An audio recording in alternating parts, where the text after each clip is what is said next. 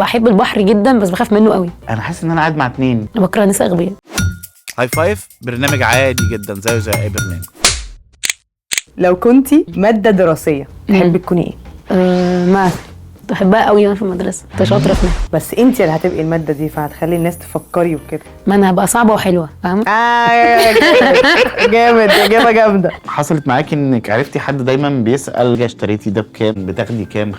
يعني ممكن في الاول ما كنتش واخده بالي فارد، يعني بعد كده بقى احس هو يعني اخرس الاسئله دي ايه بعد ما تردي. ما انا متسرع. لا هي تلقائية. هو بقى ما يجاوبش انت تاخدي كام، خدت كذا وبتاع ليه، لا بسال. طب انت بتحتفظ بسري لنفسك ليه؟ انا هنا ببتدي افوق بقى والمره الجايه بجاوب برضه بس خلاص.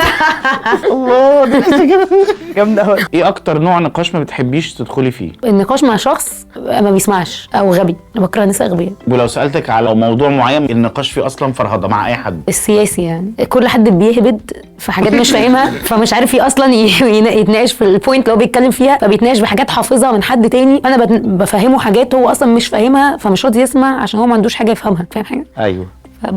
بتخنق. لو كنتي تقدري تطيري تحبي تطيري فوق اي مكان، بحر، جبل، مدينه، صحراء؟ بحر او مدينه عشان حبيت اريح، هنزل على اي عماره. فعلا دي اجابه واحده مش بتصحى بعد الساعه 3.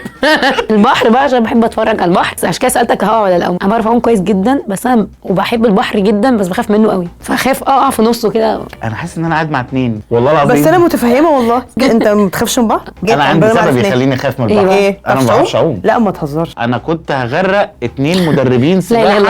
لا في مره لا تقفش على دماغه واخد الاثنين لا راح مديني بالبنيه فانا فكيت، راح رميني وقال لي انت ما ينفعش تعلم.